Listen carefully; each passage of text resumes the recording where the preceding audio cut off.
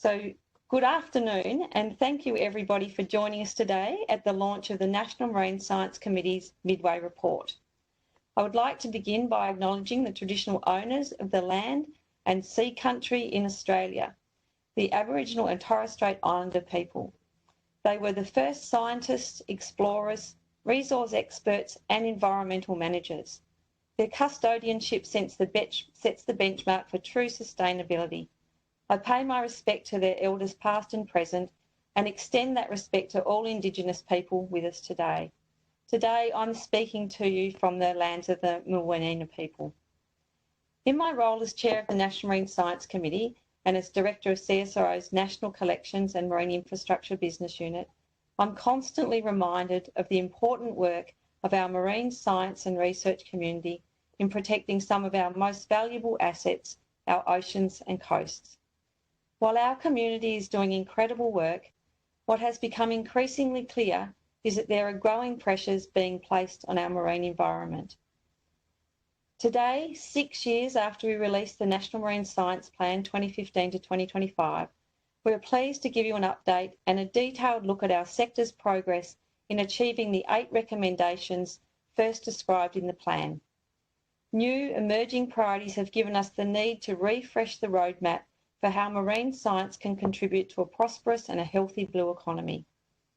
The Midway Report, which our Deputy Chair, Kim Picard, will talk to you through shortly, makes it clear that sustainable management of Australia's marine estate is essential for future-proofing the health of our oceans, coasts, economy and people. It comes at a crucial time for collaboration and progress in marine sciences, given this year's commencement of the UN Decade of Ocean Science for Sustainable Development and the Australian Government's commitments through the High-Level Panel for a Sustainable Ocean Economy. Our report reflects the discipline and ambition of Australia's marine science community and our commitment to collaborate at a scale large enough to tackle the most pressing challenges facing ocean and coastal ecosystems. A strong blue economy is vital for our nation's future, and we need to ensure that we sustainably manage Australia's oceans and coast to deliver a healthy marine environment, a strong economy and a vibrant society. Industries including marine tourism, energy and food production, transport, as well as emerging renewable energy, aquaculture and technology development opportunities are relying on it. It's through science that we can drive the blue economy's development by providing the data, knowledge and tools to support the sustainable operation of these industries. And in turn, that's going to help us chart a course through the uncertainties of the future and create long-term prosperity for all Australians. We are fortunate today to be joined by people who are passionate about our oceans and coasts and marine science, Michelle Hoople, Patrick Hone and John Gunn, who will share their thoughts not only on the Midway Report, but on the future direction and opportunities for marine science.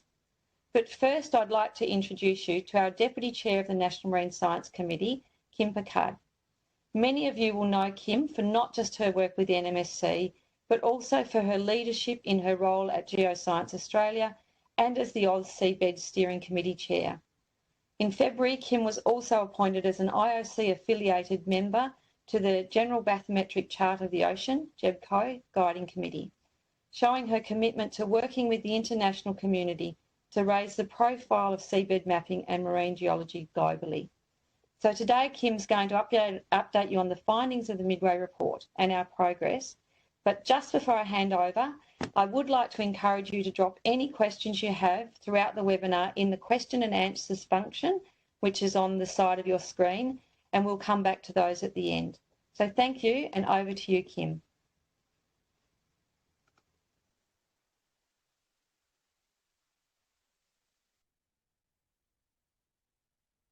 Thank you, Tony, for this introduction. Just confirming with you, I'm sharing the screen. Thank you.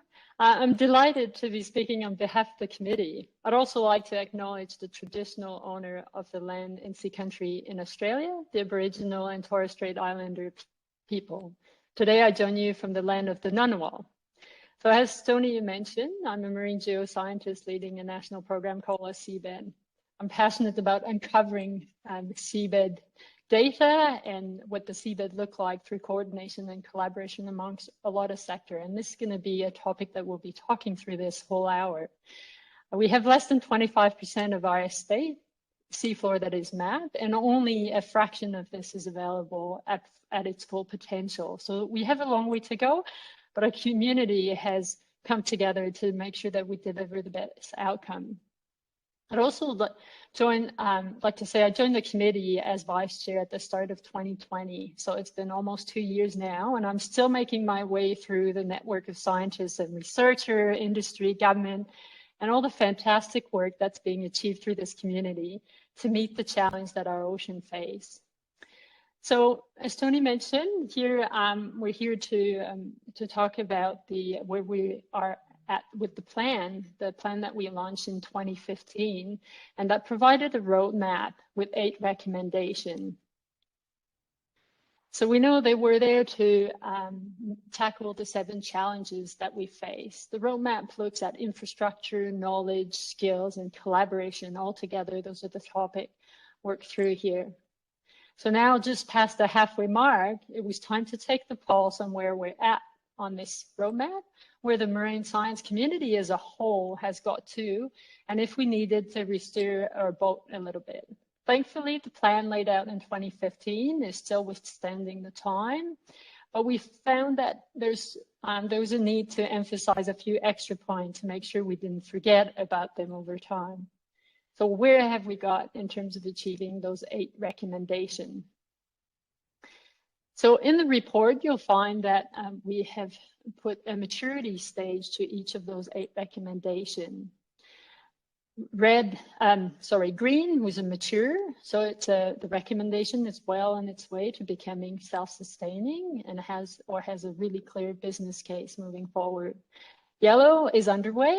It's got a forward trajectory and some support behind. And then red is still at an early stage, but we haven't forgotten about it. So you'll see this in the next few minutes. So as shown here, there are 2 that are early stages, 4 that are underway, and 2 that are more mature. What you see also on this slide is the 3 additional recommendations that we have put through this report that we wanted to bring to light even more. So I'll start here by going through those 8 recommendations one by one and highlighting a few points. So the first one is about inciting an explicit focus on the blue economy through our marine system. So we know with the marine industry, we're at 80 billion in 2018-19 and projected to reach 100 billion by 2025. So we've seen a shift in the strategic focus of our marine science institution and saw government invest in the Blue Economy Cooperative Research Center. We've seen this center is now going full throttle, as we could say, and it's growing in numbers of partners and undertaking amazing applied science. The key next step for this recommendation is that we want to make sure that we use science to underpin our blue economy, and we want to make sure that we include community well-being by using social cultural data and information into our decision. Our second recommendation is to establish a national baseline and monitoring program to assist a comprehensive assessment and management of our estate. Progress in the community has been great. We've delivered a national audit of the marine baseline and programs to inform the recommendation. We've seen multiple programs put effort in acquiring, collating, interpreting data, and coordinating guidelines so that we can collect consistent information and create national assessment. But it's not, we've got a way to go. We've got a large working group coming together to deliver a report that's providing a clear pathway to achieving this national recommendation. So we need to establish an inclusive governance framework and a national mandate with the appropriate oversight and coordination. I should add that here I'm just highlighting a recommendation, one of the key next steps, but the report includes a few more. So I'll tell you to go and have a look further on the website and the report if you want to see. Our third recommendation is about national studies on marine systems and resilience to enable understanding of the impact of development and climate change on our estate. So it's critical that decision-making about sustainable development be underpinned by science and consider all aspects of the marine system. So by this, I mean the geological aspect, biological, social, economic. It's really important that we understand the function of the system because we need to understand the limit that these systems can survive, adapt, and the compounding impact of those stressors. At this point, the NMSC led a guideline and investment rationale to develop a national framework for experimental and process study of marine system.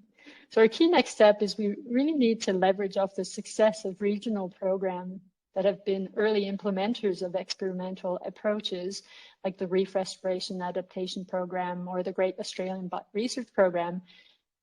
And we need to coordinate these programs for other threatened coastal and marine system like kelp forests and other very important locations. Our fourth recommendation at this point is still at the early stage. It's creating a national oceanographic modeling system to provide accurate, detailed data and prediction of ocean state required by stakeholder. To date, this recommendation, while this recommendation may be at an early stage, there's still a strong community and capability within Australia with the momentum to move this forward. We have the ACOMO working group, or the Australian Coastal Ocean Modelling and Observation working group, that was established to understand the technical challenge associated with the national scale model. We have an oceanic blue link model, but we have yet to have a similar scale coastal capability. So we have a lot of great regional coastal model, but some of those models don't assimilate observation from coastal yet. So our key next step here is to look at national coastal modeling capability and address the lack of coastal observation, often from not being freely available or just lacking. So I'm not going to say too much more because Michelle will be talking a bit more about the infrastructure related to IMOS for observation. Our fifth recommendation is developing a dedicated and coordinated science program to support decision-making by policymaker and industry. This recommendation is at an early stage, but we know that pressure and conflicts relating to the management and the use of our marine assets have increased. And unfortunately, decision makers still don't have access to the appropriate tool to assist them with decision making. Could go with better tools. So the NMSC has been evaluating the use of an integrated ecosystem assessment approach in Australia that follows worldwide best practice for resource allocation. So our key next step here you see is a report. The working group put the report together. Again, there's a few reports on those recommendations that are going to be published in the next few months on the website. So they're all at a final, quite advanced stage, if not final draft level. So the next step for this recommendation is develop a national pilot project with 4 select sites distributed all around Australia and work with the decision makers to assess the impact of the program. Our 6th recommendation is to sustain and expand the integrated marine observation system to support critical climate change and coastal system research that includes coverage of key marine estuarine system.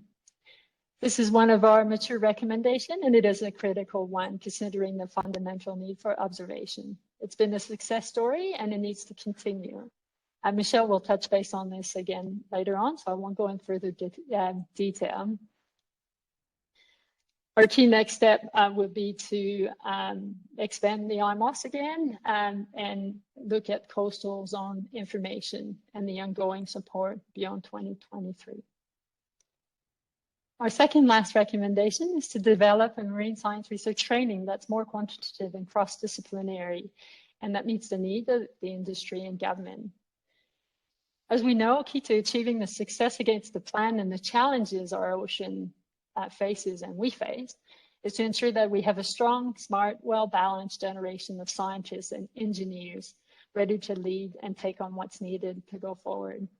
The NMSC in the past couple of years have done an extensive national and cross-sector assessment of Australia postgraduate training program. and what was the need of the employers.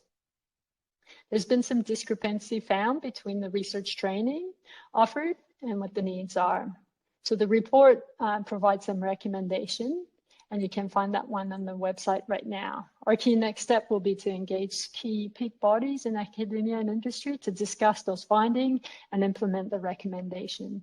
We'll also make sure to leverage off bodies like the Australian Marine Science Association to resolve and to achieve this. Finally, our last but not least recommendation was about funding national research vessel for full use. This is another one of our mature recommendation and success story. We can be a very proud nation to have a world-class marine research vessel. By this, I think of the Investigator, and now at 300 operational days, but also the newcomer with the icebreaker and the Iena is going to do a research and operation. We're working on, we've been funded to scope a national research fleet through the National Collaborative Research Infrastructure Strategy, known as NCRIS. And so our key next step is to ensure that we ongoing funding for the Investigator at 300-day, and then we have a really strong case with establishing the coastal research fleet. Again, this is going to be discussed with Michelle further in the infrastructure. So the recommendations are progressing nicely. We have solid foundation, but with less than 4 years to go, we definitely need to rally and bring, rally to bring the full plan to maturity. So we've been thinking, I mentioned, it's about a stock take or where we at and what's coming up. So we've looked at what happened since. We've seen major environmental and social changes that have affected the health of the ocean and the industry sector. There's threats, as you can see in those images, that we're all well aware of.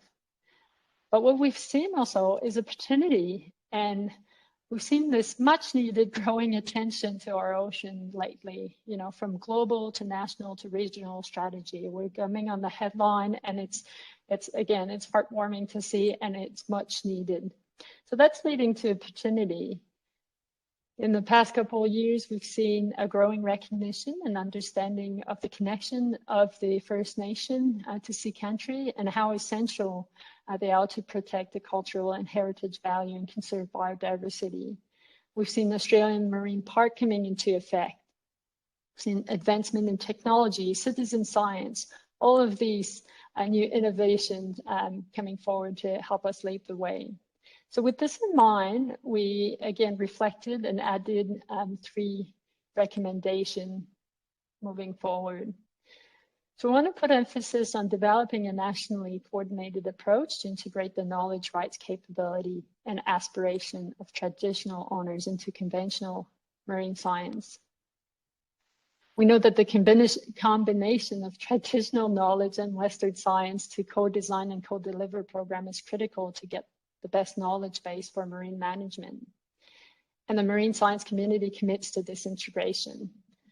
So this recommendation will need to see a national synthesis of the capacity, capability, knowledge needs, and science priorities by First Nation that builds on existing information that we have. Our 10th recommendation is about, we propose that Australia unlocks data by establishing national policy guidelines for open access to government-funded data and regulatory in the regulatory requirements, and also provide access to historical data set, and by expanding the role and funding of the Australian Ocean Data Network. We know marine data collection is costly, and that there's a wealth of data existing across multi-sector out there. So we have a number of great initiatives undertaking various aspects of the data cycle. We need to leverage on those. The expansion of the truly Australian Ocean Data Network by leveraging all this effort will bring great solution and great outcome. And finally, our last one is about developing a coastal resilience building approach firmly based in the proactive use of natural environment. So there's a need for novel approaches to sustaining and protecting our coastal ecosystem, and it's very urgent. And so by using new innovation and bringing together engineering and science to use nature-based solution, we can mitigate a lot of those impact and be forward into what we have to achieve. So there's many examples in the report again, so I'd invite you to go there. Finally, Australia has made great progress these past 5 years and has positioned itself very well into the next 5 years in the future for both the marine jurisdiction, the Southern Ocean, and the Australian Antarctic Territory. The ocean, as mentioned, is finally starting to get the attention we have been asking for a long time, considering the critical role it's playing in everyone's life. The number of players and stakeholders using and also wanting to tackle some of the challenges growing, and it's moving fast, and it's heartwarming to see. But this dynamic means that it's even more critical that we work together to achieve the greatest outcome for our society and the ocean. So it's time to continue working together and support each other. So we call on the 4 pillars of society here to come to the meeting, I guess, with the research community to make sure that we amplify on the existing resources that we have to see truly national research program. Government to continue to support critical foundational national infrastructure, establish open data policy, and resolve some of the political and jurisdictional issues that are constraining implementation of national studies. Industry to make sure we work with scientists to underpin operational decision making. We've seen some incredible example in startups where the science and industry come together for a better outcome. And finally, the community, just get involved and recognize the role that we each play in our day-to-day life in ensuring the long-term health of the ocean. So citizen science is much more at the tip of our finger these days, and so contribute to those as well. So I'll finish here, just acknowledging that I'm speaking on behalf of a lot of organizations here with the National Marine Science Committee, and I'd invite you to go to our newly launched website where you can find the report in full. Thanks, Tony. Thanks, Kim. That's a great summary of the challenges and opportunities, and also a wonderful opportunity to reflect on what actually has happened since the launch of the original plan. Just before we go into the focus talks, I do want to thank Minister for Environment, the Honourable Susan Lee, and also the Minister for Science and Technology, the Honourable Melissa Price, for launching our Midway Point report today. So we thank those portfolios for their support, and particularly those ministers. But I also think indicative on Kim's last slide is the significant portfolio reach that we have as a National Marine Science Committee, not only in our membership, but also where our research impacts on terms of the broader, Australian portfolio of interest. So anyway, so we do appreciate the support of the government in terms of what we do. Now we're going to drill down into some areas, and first I'm going to welcome John Gunn, who will certainly be known to many people at today's event, given his extensive career in marine science. So John is currently the board chair of the Marine Bioproducts Cooperative Research Centre. He serves as the non-executive board member for the Great Barrier Reef Foundation, the governing board chair at the Integrated Marine Observing System. John was previously the CEO of the Australian Institute of Marine Science, Chief Scientist at Antarctic Division, and Deputy Chief at CSIRO. John was also fittingly the chair of the National Marine Science Committee when we launched the Marine Nation 2025, and so he's incredibly well placed to share his views on our progress and the opportunities in front of us. John's going to give us an overview of 3 exciting science programs that have emerged over the first 5 years of the National Marine Science Plan. So thank you, John, and your slides are front and centre and you're good to go. Thanks, Tony. And thanks for the opportunity to participate this afternoon. As Tony said, I had some skin in the game in producing this plan, and it's really a pleasure to be able to read the review and to join you today. I've got to start with a congratulations to the NMSC. I can imagine there's been a huge amount of work. In fact, I know there's been a huge amount of work doing this review. And it's always a good idea to track progress against the plan, so well done. Considering national budget constraints and then COVID interruptions, the progress that's been made is quite substantial. Growth in IMOS, full funding for the MNF, the arrival of NAINA, and the extension of the National Sea Simulator are really major wins in that type of climate and set us up very well. As was envisaged when we started the NMSC, our focus on addressing grand challenges through collaboration has always been critical and continues to be so. And we're now seeing the philosophy extended to global programs such as the Ocean Decade, the Global Ocean Compact, the G20 Oceans activities, to name a few. Australia is at the forefront of many of these, and I really do believe that the NMSC's credibility and proactive approach, and our members' proactive approach, is just critical for our global reputation.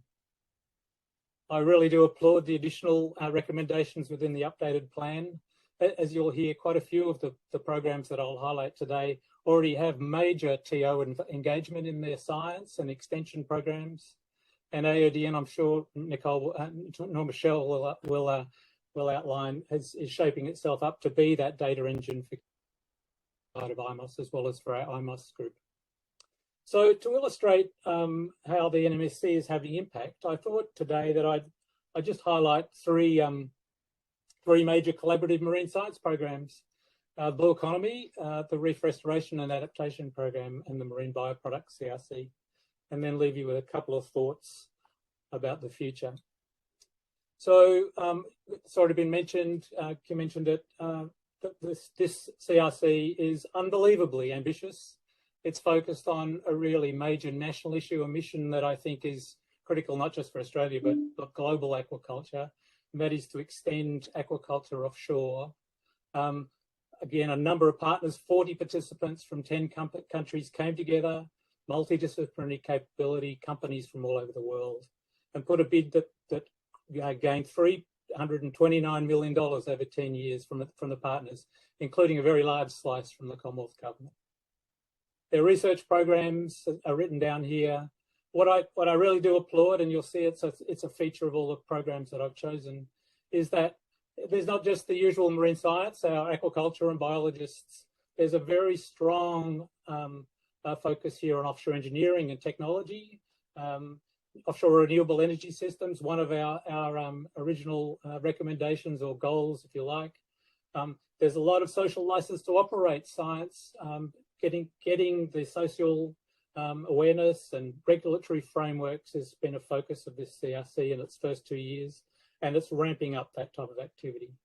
It's a hugely ambitious program, as I said, and John Whittington gave me this picture. This is their vision. It involves an enormous amount of technology. It's involving moving of offshore cages with renewable energy sources and the like. They're in a race. They're in a race to get this done for Australia. But if they succeed in the way that I believe they will, that technology will be exportable to all over the world. And so we're making a difference for Australia here in this CRC, but also very much so for a global expansion of aquaculture into offshore areas.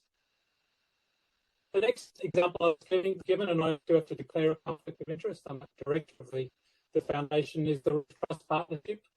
Another very, very major investment in research into the marine sphere, handled by the Great Barrier Reef Foundation, but in fact, it's another huge partnership. We have partners, and you'll see it in the next slide, hundreds of them, helping us develop and then enable the programs that we've got. And I don't need to read through the slides. It goes through from the water quality space right through to doing a very, very significant traditional owner engagement in the sea country of the reef. They're the numbers I won't read through, but you'll see that one of my roles in the foundation is to run the Reef Trust Partnership Management Committee. We've got 400 partners and 200 projects underway. You can kind of imagine the complexity of getting that out. But all of these projects are underway now, and I've seen enormous enthusiasm from both people who are engaged in the science, but also those that are taking part either as citizens or as regulators or managers as receivers of the information that the science is coming up with. Perhaps the most ambitious of the programs within the RTP is the Reef Restoration and Adaptation Program. Those of you who have pored over the plan multiple times will know that one of our recommendations was to increase our activity around restoration and adaptation, in recognising that the oceans are going to continue warming even if we hit 1.5 for another 20 to 30 years. And again, this is a massive program. It's undoubtedly world leading at the moment. And it aims to both protect the reef as much as we can, to help them adapt, and then perhaps to restore damage both from cyclones, which are a major source of perturbations to the reef, but also to reefs that have been bleached in the past. I'd very much encourage you. There's a website at the bottom. If you want more information, please go and have a look at that. Really major part of this is that, in fact, AIMS may be leading it and have a very strong view about how that's going to run. But the partners come from all around Queensland and New South Wales. It is truly a really inspiring partnership. Another one that I have something to do with, the MBCRC, the Marine Bioproduct CRC, is just about to start. In January, we kick off another very major investment by the Commonwealth, 230 million over 10 years through the partners, 60 of that from the Commonwealth. The vision of this CRC, and it's, sorry, I'll try and go backwards. Vision of this CRC, and it's a vision held by people in Eastern Asia, North America and Europe, is for us to generate a third generation of marine industries, if you like, marine bio industries, focused not on growing fish or shellfish for food, but as a biomass for a whole range of marine bioproducts, be that plastics, proteins, omega-3s and the like. The CRC's focus follows the supply chain from sustainable marine resources, seaweeds, microalgae. Many of us are hoping that sea cucumbers, oysters and the like will also be part of this. And then again, moving into a really major engineering program, innovative bioprocessing, whereby this biomass will be turned into, through biorefinery technology, will be turned into dozens of products that will then in program 3 be trialled and then shown to be efficacious. Another very, very ambitious program funded by many, many sectors of industry, right through that supply chain, and again by universities around Australia. Common traits of these new programs, interestingly, they're all linked to the challenges and opportunities identified by that National Marine Science Plan in 2015. All have a national mission orientation, but have global reach and recognition. Any one of those 3 programs will make a huge difference globally if the technology innovation that they set out to achieve is realised. Every one of them has a significant long-term partnership between science, industry, philanthropy. Philanthropy is involved in all 3 of those programs, and obviously government, both state and federal. All require multidisciplinary capability: biology, chemistry, physics, social sciences, mathematics. And the one thing that I'm now a devotee is bringing engineers, be they software engineers, chemical engineers, or marine engineers, into this world, these challenges that we face. They also all have very serious multi-$100-million infrastructure behind them. All 2 are engaged very, very seriously with traditional owners. The GBRF case, we skipped 10% of the money that the federal government gave to the foundation off, and have directed $44 million to TO programs right across all of the research elements of that program. And all of them, very, very pleasingly, have major early career development focused on building next generation marine scientists and engineers. And through that integration across from biology through to physics, chemistry and engineering, we'll see those communities working much more closely together over the decade of these 3 programs. So, some suggestions from a Silverhead ex-NMSC member. I do think that we would benefit in the National Marine Science world from more active engagement in engineering departments across Australia in our mission. And if you could attract some of those that are involved in those 3 programs I think you have a welcome additional prism through which to look at these major challenges that we're facing. There have been 2 attempts to have a coastal CRC bid in the last decade. I'd strongly suggest we go again and try and get some partners, very strong partners from the NMSC community to get a bid up on coastal systems and adaptation. Be it blue carbon, be it coastal planning. It's too important a challenge for Australia for us not to have some really major injection of funding. And then as I've stumbled across social licence to operate definitions and then worked with Commonwealth government departments saying, we can't do this in the way of a CRC because you don't have social licence to operate. And talking to the Patrick Hones and the like, every one of our marine industries, be it offshore energy to fisheries to aquaculture, is facing this question of generating or maintaining their social licence to operate. And so I'd very much suggest that the NMSC think about putting a concerted effort just around that type of topic going forward. And that's me. Excellent, thank you, John. We are putting our work plan together, so we're happy to put a few more things onto the list. So next we're going to, I'm very pleased to introduce Dr. Patrick Hone, who's the Managing Director of Fisheries Research and Development Corporation, FRDC. Patrick's been involved in the marine fishing and aquaculture research and development space for many decades, and he's going to speak to us about the industry collaboration that is underway and what's needed in the future to really push the blue economy forward. So thank you, Patrick, and over to you, and your slides are up and you're off. Thank you.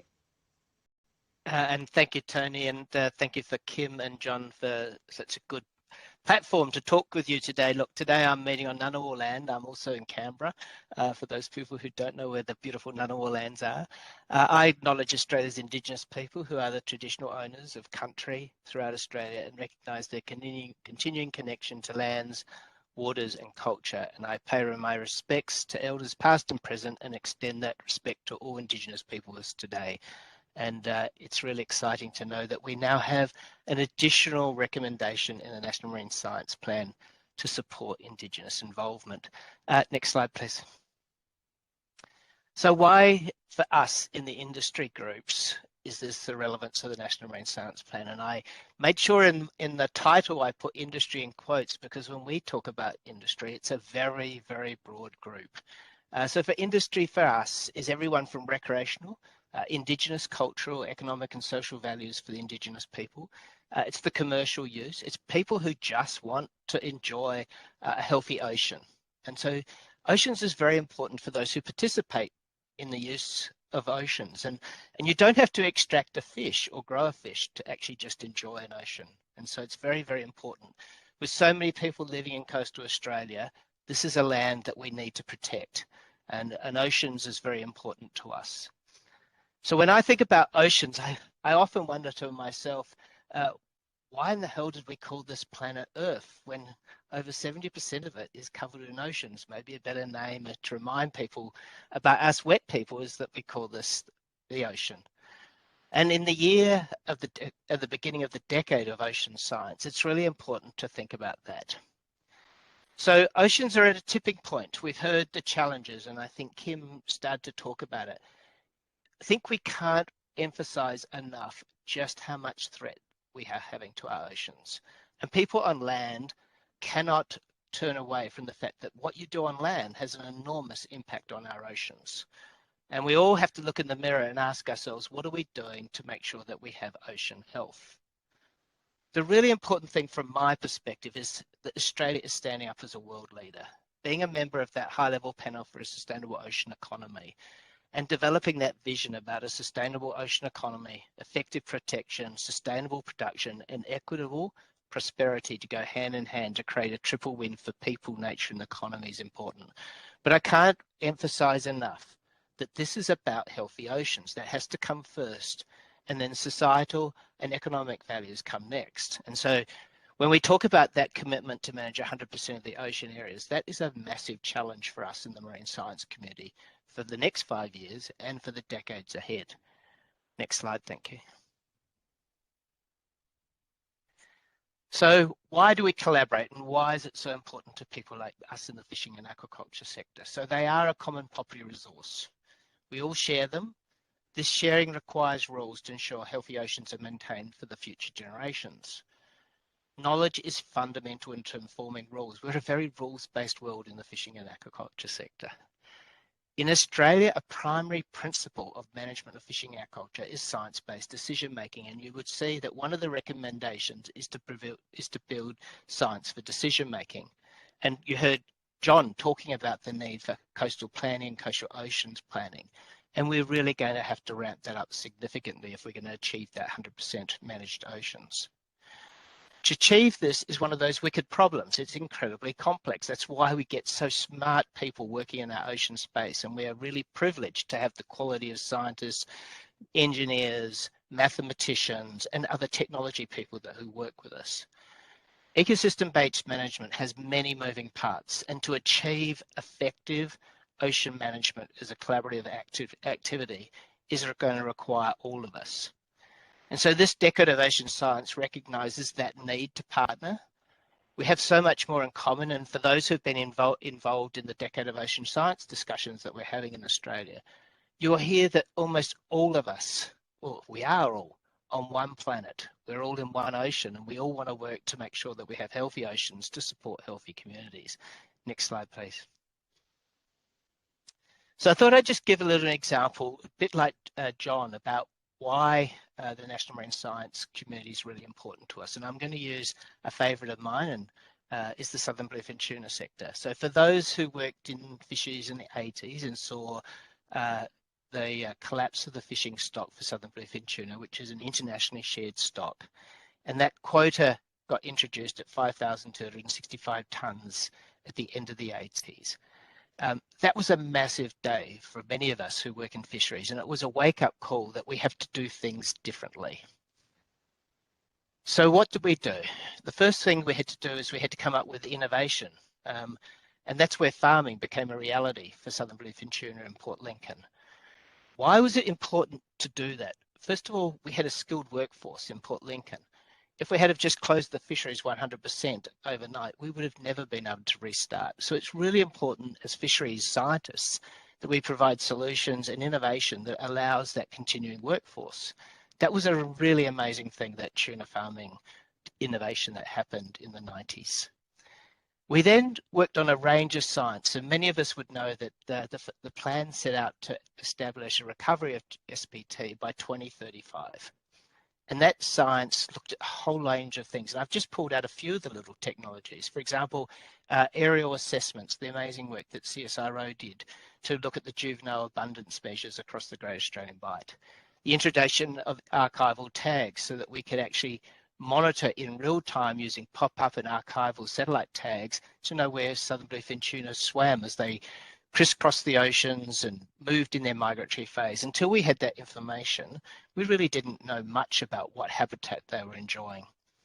Then was more technology, the close-kin genetics that actually uses genetics without fisheries-dependent measures. It's an independent science method to actually look at the genetics of the whole population to tell us how many breeding biomass we have for southern bluefin tuna. And all of these new technology and science allows us to inform the assessments of stocks and build new control points about agreed rules-based management. Fundamental to that has been groups like the Integrated Marine Observing System, the Investigator, and all the other inshore small fleet, particularly the Nagaran in South Australia. You can't stress enough that when you're doing science in our world, it's a partnership across many, many platforms: oceanographics, engineering, satellite technology. There are so many technologies that you have to use. And one of my favourite examples is the work, again, that IMOS and others have worked, and the late John Middleton developed for us through SARDI, is the forecasting model for the southern bluefin tuna. So we can now tell the fishers where southern bluefin tuna will migrate across every year and give them a rules-based system so that they can then, when they go fishing, spend less time on diesel and fuel and more time catching fish, which is good for the environment, good for the economy, and good for the profit that we're trying to make from that southern bluefin tuna fishery. And finally, for those of us who have been on this journey for southern bluefin tuna, 2021 marked the time that the ABARES assessment for southern bluefin tuna went green for the first time, which for all of us who work in science is the evidence that when you actually apply good science with good fisheries management, you can get a good outcome, and gives us good hope that we can continue to manage our fisheries for the future. Next slide, thank you. So it's all about people. That's what we do. That's why we collaborate, and what we do and the choices we make. We manage the activities of people. Our science is all about people, and the key of how we now partner and collaborate to deliver the National Marine Science Plan is absolutely critical to that. Oceans attract amazingly bright minds, and that's where we want to continue to attract really the best of the best to make sure that this National Marine Science Plan comes to fruition. Next slide, please. So how to collaborate? So it sets out a call of actions, it sets out a call of recommendations for people to think about. You know, from our perspective, we're a funding body. We're hoping that every time we get a funding application, someone's going to point out how it's going to deliver the National Marine Science Plan. We hope that the Australian Research Council and everyone else who funds marine science is going to ask the question, will this deliver the National Marine Science Plan? Will it help us manage our fisheries and aquaculture to the best we can do? It effectively provides a roadmap for ocean science community and our partners. And like all roadmaps, it will change and evolve. And John Gunn has already pointed out some of the things that we need to think about. For us in the fishing and aquaculture sector, to achieve our goals of sustainable use in the blue economy, implement circular economy, work towards global greenhouse gas emissions to get them to zero, and particularly address First Peoples' needs, this will require science and innovation. And we've set out our Fish Forever document, which will continue to evolve about the targets that we want to achieve by 2030. To do this, we will need to collaborate and invest in all aspects of science, technology, engineering, and mathematics. Last slide, thank you.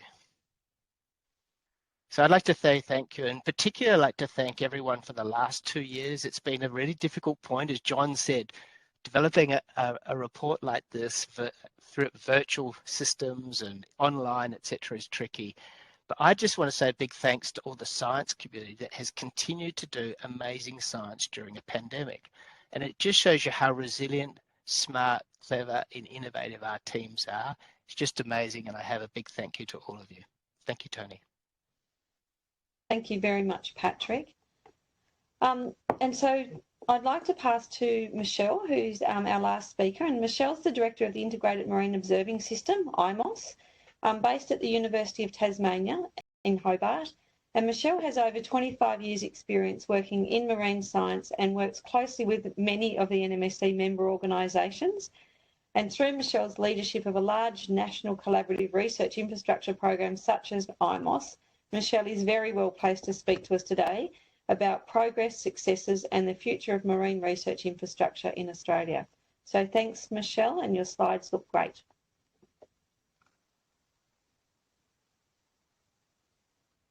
But you may be on mute, Michelle.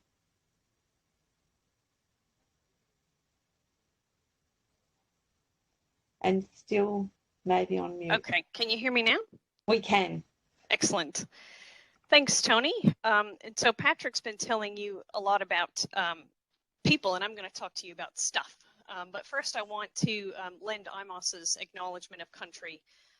We operate nationally on a lot of sea country, and we recognize the unique connection that our traditional owners have to land and sea. And like John and Tony, I'm coming to you today from the lands of the Muaninar people, and we pay our respects to them and all of our traditional owners around the nation. So infrastructure, that's what I'm going to talk to you about. As the director of IMOS, it's something I'm very passionate about. And the National Marine Science Committee, and in particular the National Marine Science Plan, plays a really critical role. The original 2015 plan was integral in identifying national scale needs to support our marine research, but also to underpin management and industry operations. And through addressing the grand challenges, it helps us direct where we're going with some of these things and what particular instruments we need to help understand and answer these important questions. The National Marine Science Plan and this new Midway Point report are going to provide and have provided significant contributions into Commonwealth research infrastructure roadmaps and the subsequent investment plans that evolve from those roadmaps. So this plan and the joined voice and the national approach of this community is really critical and integral to helping secure the funding for the infrastructure that we all rely on to support our community and to deliver our national research programs. So Kim's already outlined these, thankfully, so I don't have to spend a lot of time going into these, but there are really now 3 recommendations in the Midway Report document that are related to infrastructure. The one around sustaining and expanding IMOS to support climate change and coastal systems research, including coverage of key estuarine systems, funding our national research vessels and fleet for full use, and then the new recommendation around data policy guidelines for open access, providing historical data set access, and then expanding the Australian Ocean Data Network, or the AODN, to help deliver those data. I've put the NCRIS logo up here. As Kim said, the National Collaborative Research Infrastructure Strategy funds IMOS and many of these other elements. So it is a really critical program for us, and the processes that feed into NCRIS are integral to the success of our ability to have and deliver this research infrastructure. So briefly to go through these recommendations and give you a little bit of context on where we are. The continued and vocal support for IMOS by the marine science community and the NMSC as a collective group has been a really important contributor to the current funding that IMOS has, and it will be an important contributor to any future funding that we get. So we certainly appreciate the support of this community, and we encourage you to continue to have a connected voice because the government does hear it, and it is really important to us. For those of you who might not be familiar with the IMOS program, we do operate at a national scale, and we operate with our 7 partners over 60 different sub-facilities around the country. So we, as I said, we have 7 main partners, 4 associate participants, and these people work very hard to deliver this program and make sure that these data come in on time and that they're made available through the AODN, which serves as our data repository and our mechanism for making the data freely and openly available to the public and to anyone who wants to use it. Our infrastructure ranges from things like deep water moorings, profiling floats, underwater vehicles. We apply ships of opportunity, partnering through, with industry and others. We have moorings, radar systems. We employ remote sensing, and even get the animals involved by tracking their movements and putting transmitters and other devices on them to help us understand the water column where they're moving.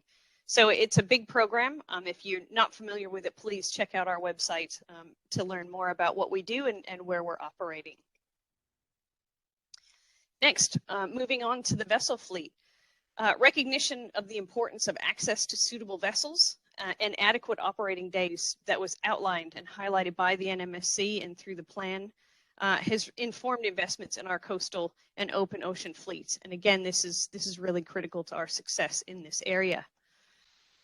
So through the NCRIS program, they have just provided some support for our coastal fleet. An investment of over $700,000 in the 22-23 financial year is going to support establishment of a southern coastal research vessel fleet. So this is going to increase access to sea time on the existing vessels through the south. It's also going to assist in planning for a new vessel to replace the Nagarin in South Australia. So a renewed coastal research vessel working group has been established that's reinvigorating these discussions so we can start to determine what we can best do with these funds and where those funds can be applied and vessels can be used. As I said, the NMSC played a really integral role in identifying this need and in framing the national discussion around the vessel support that's required. Some of the vessels that we also have operating on a national scale, the Marine National Facility, many of you will be familiar with and have probably been on this vessel. NCRIS again played a role in here helping to fully fund year-round operation of the RV Investigator. So great contributions by government, and we're lucky to have this vessel. If you're not familiar with the Investigator, please, I've got their webpage here, go and check it out. It's a 94-meter ocean class research vessel. It accommodates up to 40 scientists and 20 crew for cruises up to 60 days and 10,000 nautical miles. This is a really, truly multidisciplinary science platform. It's collecting atmospheric, oceanographic, and biological data, as well as having capability for geoscience applications and to collect information related to maritime heritage. So a truly national asset for us to use here and operate around the country. The newest member of the fleet is the RSV Nuina. This is operated out of the Australian Antarctic program, only just delivered here in Hobart, probably about a month ago, I think. Again, an amazing multi-purpose scientific research vessel that also has resupply responsibilities and icebreaking capability. So this is the vessel that's going to help service our work in Australia's Antarctic territory. It's the central platform for working in the Antarctic and the Southern Ocean. It's a bigger vessel than the Investigator for a range of reasons, I assume. It's about 160 meters long. It's a polar class vessel intended for year-round operation, including in second-year ice. Slightly longer endurance, presumably given the distances that this vessel is going to have to travel. So 90-day trips with a 16,000 nautical mile range. This vessel operates into temperatures down to below 30 degrees C and accommodates up to 117 personnel as well as the crew. So a very new and exciting asset in this area, and something that I'm sure will serve Australia very well in the years to come. Again, if you want to know more about the Nuina, go to their website, which you can see here, and check out the features of that vessel. Now, the last recommendation is one of the new recommendations looking forward, and this is really driven out of our growth in our ability to collect, process, and use data. We're collecting data at unprecedented levels now. And in conjunction with that, we have an increased need for data to help better understand our systems, to integrate data so that we can see what the trends are, what the patterns are, where the changes are occurring. And so this has created an overall need for additional access to data and increased ability for data sharing. And this is where the Australian Ocean Data Network comes in. The AODN is hosted by IMOS, and it serves as a focal point, and it serves as our national marine data repository, as I said, where all of the IMOS observations are made openly available. You can see the map here on the right-hand side gives an indication of the IMOS data that are delivered through the portal, but it's not just our data. When we look at the holdings inside the AODN, about 50% of them are IMOS-derived data, and 50% of them come for other programs in the community. So this truly is working towards a national resource and providing the data and delivering the data that are being collected at scale around the country. And we need to do more of that in the future as we expand our data collection, and also the areas that we're working into as these new CRCs come on board. We will need more and better data delivery. So last, I just want to finish with a bit of context around some of this road mapping. We're incredibly fortunate in Australia to have the support that we have for the infrastructure that's underpinning our marine science community. And as I said, the 2015 plan was instrumental in the 2016 research infrastructure roadmap, and the NMSC community played a great and important role in that. Note that 2021 is also a roadmap year, so the department's in the process of developing that plan now, and it will inform the future funding through the NCRIS program. So please get involved with the NMSC, get involved with commenting on the roadmap. It should be out soon, probably within the next couple of weeks, so please keep an eye out and be engaged in that process where you can. Last, I will leave you with, like others, with a pitch to go and check out the NMSC website for any additional information about anything I've said today, and also for the report. And I will just close and say thank you. Thank you, Michelle. That was excellent. I enjoyed all the speakers, but I'm now paying the price for having 4 passionate people speak on one of their favourite topics, if not their favourite topic, in that we have run out of time for question and answer. And we actually have got some great questions. So what we will do is actually collect those questions, and we will put some information together. We're going to share the recording of this webcast, and so we will provide an update to the community in terms of some of those questions. There's some quite specific questions around, particularly John, your presentation sparked some discussions around the Great Barrier Reef Marine Foundation, and so we'll send those on to you. And for the person in the community, I'm sure that John's happy for you to touch base with him if you'd like to have a chat. I'm disappointed, Ming, because I saw a question on the coastal fleet, and it's so passionate that it's killing me that I'm not going to be able to answer it. But I promise that I will put some information out to the community. But before we finish, I do want to just first of all thank the speakers. They put a lot of time and effort and energy into it, and really appreciated the efforts. When we look ahead as the National Marine Science Committee, we've got a few things going. We're in the process of actually repositioning the committee and looking to appoint an independent chair, which we had in the past, and we're looking to do that in the future so that we can sort of shift gears around how we play that really important advisory and advocacy champion role. We will be looking to deliver that 2015-2025 plan with the new recommendations, turn all those amber lights into greens, and really drive and build on the investment that people have made, particularly around the working group reports. We do want to encourage you to share the report with your networks, so we will ask you to do that. We'll focus on strengthening our existing partnerships and establishing new relationships so that we can elevate the position of the National Marine Science Committee and really optimise the opportunity that we have through the UN Decade of Ocean Science and the High-Level Panel for a Sustainable Ocean Economy. Those things are key in ensuring that Australia's marine science supports the future of our blue economy. Today we are simultaneously launching the refresh of the National Marine Science Committee website. So please visit that website. We've got in a couple of areas where we want you to put your name and your email on so you can join and be one of our passionate marine stakeholders. We will continue the conversation with you, and as we roll out those working group reports and target opportunities, it'll be a chance for you to come and join us. Listening to Kim, John, Patrick and Michelle speak today just reiterates for me how important it is that we as a community support each other and we work together, because that is how we'll get the best results.